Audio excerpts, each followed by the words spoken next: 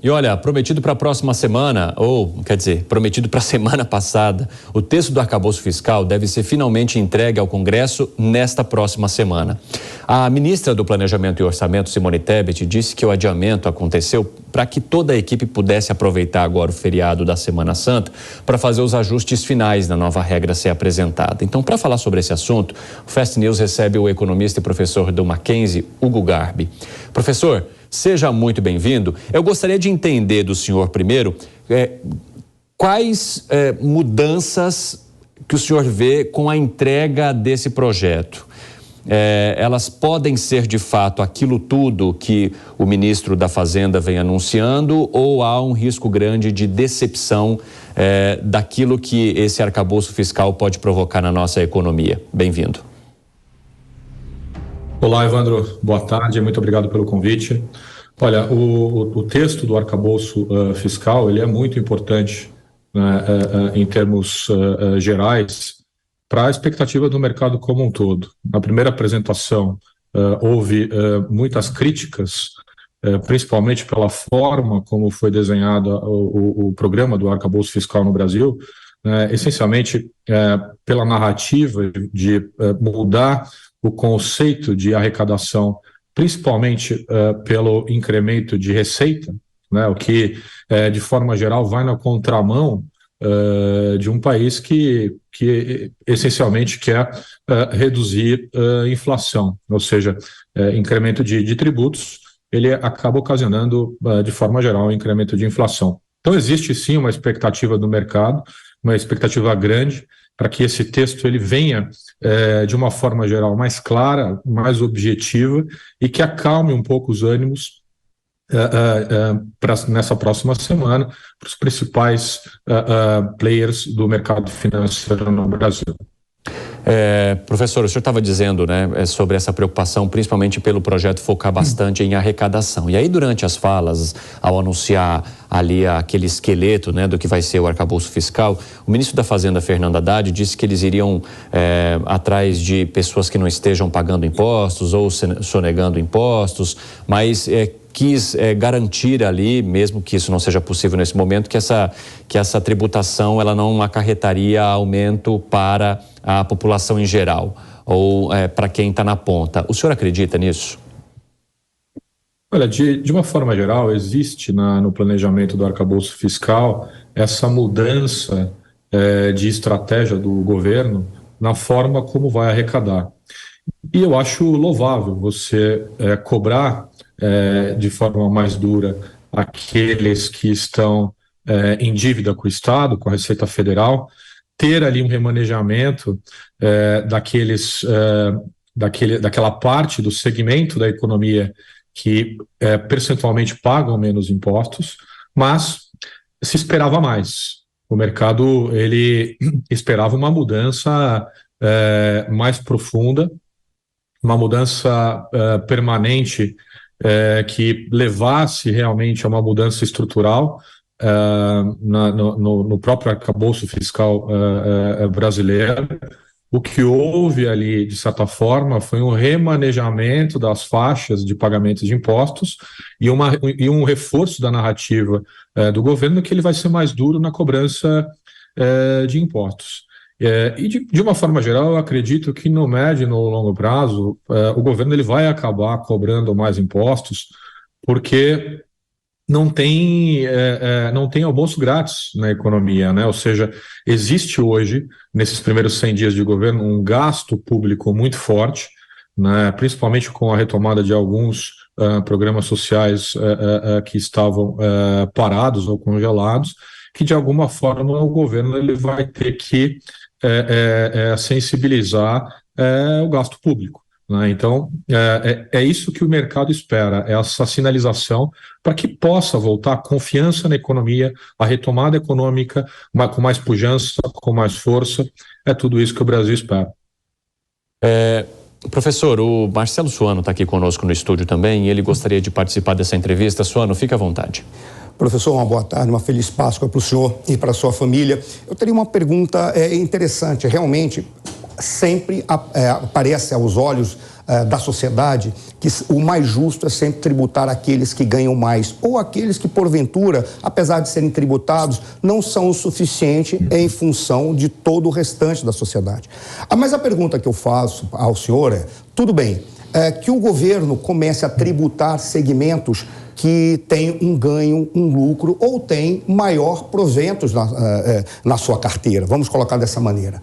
Mas qual é o risco que isso pode significar de uma redução de investimentos, perda de atração de investimentos externos, a fuga de capital? Qual é o risco concreto? Porque da perspectiva daquele que tem um empreendimento e vai ser mais tributado, porque tem uma lógica de que você precisa arrecadar, devido ao novo arcabouço fiscal, arrecadar mais para cumprir as metas e discursos de campanha ou para cumprir projetos de governo, de políticas públicas que poderiam estar sendo tratados, reduzindo, por exemplo, a máquina administrativa. Mas esse indivíduo olha e diz, poxa, mas eu poderia estar sendo estimulado para dinamizar outros segmentos. Vamos pensar, por exemplo, as Chaeballs coreanas. O que é uma Chaebol? Samsung não produz só telefone. A Samsung produz de telefone até farmácia, padaria, tem tudo. Ou seja, dinamizar para outros segmentos da economia, ao invés de tributar, não poderia ser melhor? Qual é o risco de perda de investimentos,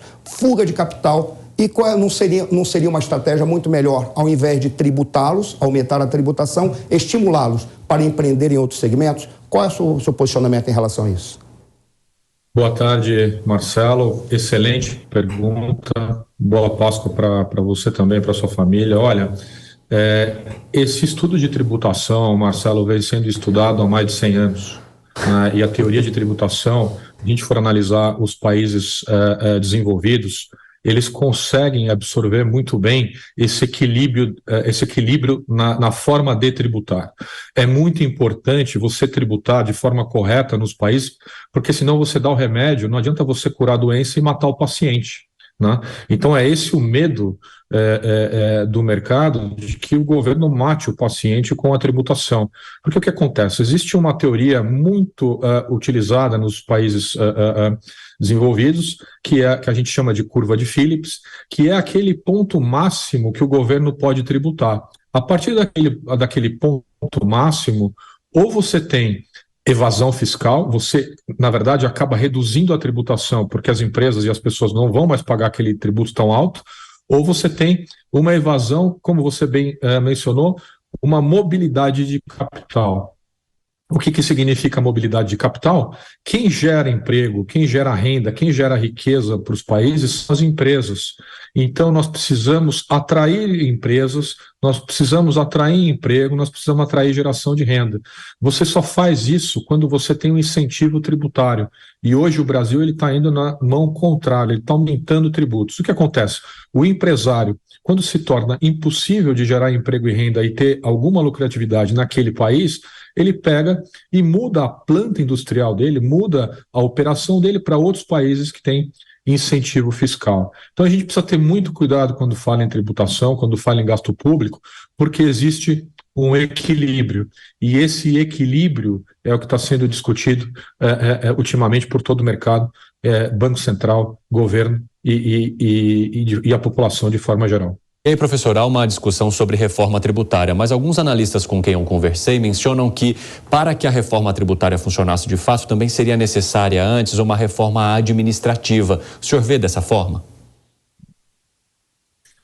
Eu acho que sim, eu acho que a reforma administrativa faz algumas décadas que a gente já discute reforma administrativa no Brasil, né, e a reforma administrativa ela é necessária justamente para que você possa implementar de forma correta, né, da forma necessária, a reforma tributária. Ou seja, uma coisa acaba dependendo da outra.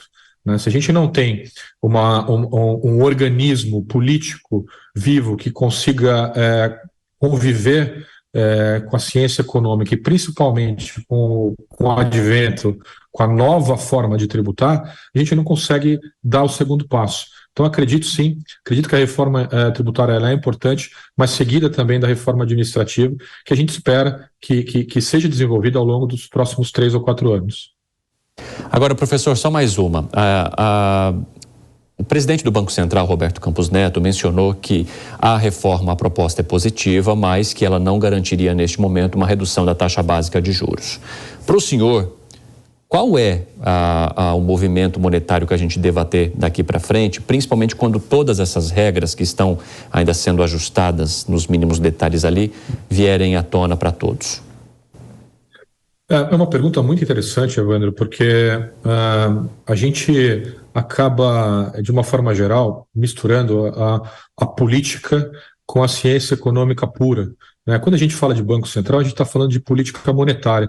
A política monetária, ela é quase uma ciência exata, né? E a gente não pode esquecer que a gente acaba de sair da maior pandemia, né, dos últimos 100 anos, que devastou a economia, não só do Brasil, mas do mundo todo. E a gente ainda passa por um processo de reequilíbrio econômico no mundo todo, né? A gente analisar ali, se a gente for analisar, os Estados Unidos passa pela maior inflação dos últimos 40, 50 anos.